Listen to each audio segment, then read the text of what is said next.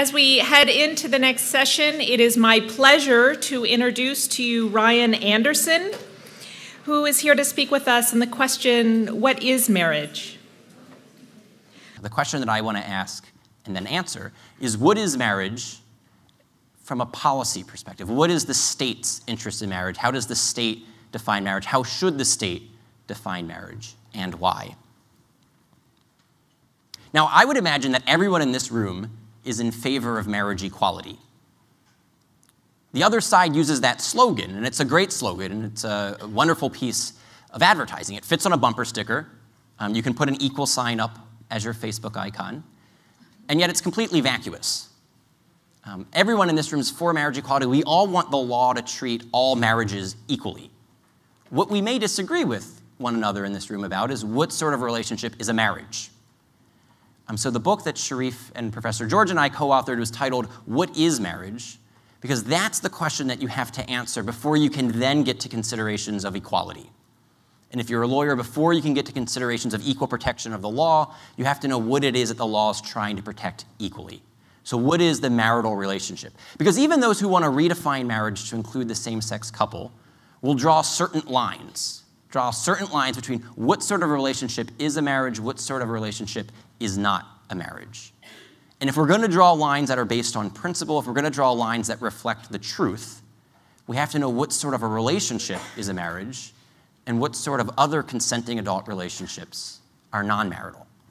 So that's what I'm going to try to get at in the time that we have here this morning. Now, when we were doing research for the article and then for the book, we tried to read the best philosophers and political theorists who were arguing in favor of redefining marriage. We wanted to see, on their account of marriage, what is their definition?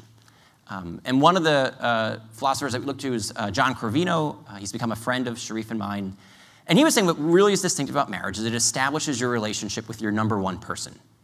And what sets marriage apart from other relationships is the priority of the relationship. It's your most important relationship. Again, because it's your number one person that the marital relationship establishes. So what sets marriage apart from other relationships will be the intensity of the emotional bond, the priority of the emotional commitment. My co-authors and I think this simply gets marriage wrong because it collapses marriage with companionship in general. It simply makes it the most important companionship relationship, the one that takes priority, the one that's the most intense. And so it can't actually account for any of the distinctive features of what marriage requires, nor can it explain why government should be in the intense companionship business. Why is government in the marriage business if this is what marriage is?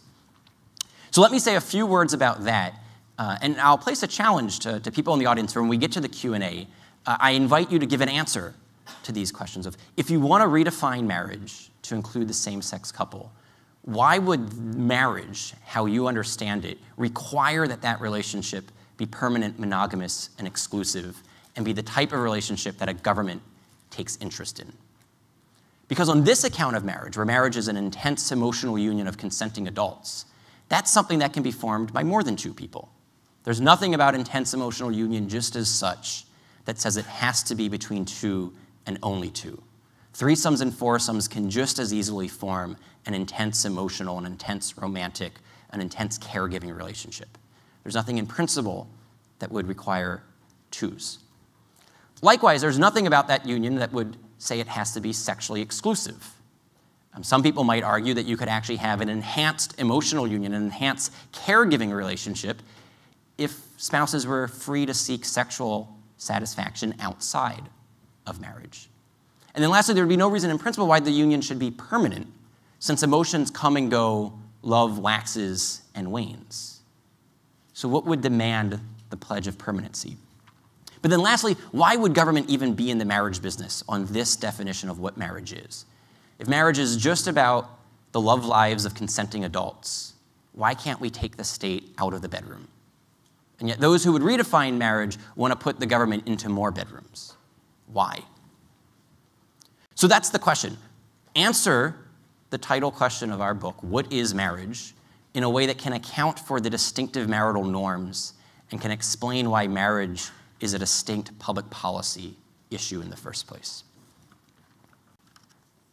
So having said that, having said a little bit about why we think the opposing view fails, let me construct our argument about marriage. And I'm going to do this in 3 steps.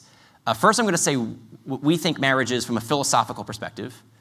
Next, I'll say why we think marriage matters from a policy perspective. And then lastly, I'll say 3 things about likely consequences of redefining marriage. So those will be the 3 broad points, the outline of the talk. What is marriage? Why does marriage matter? What are the consequences of redefining marriage?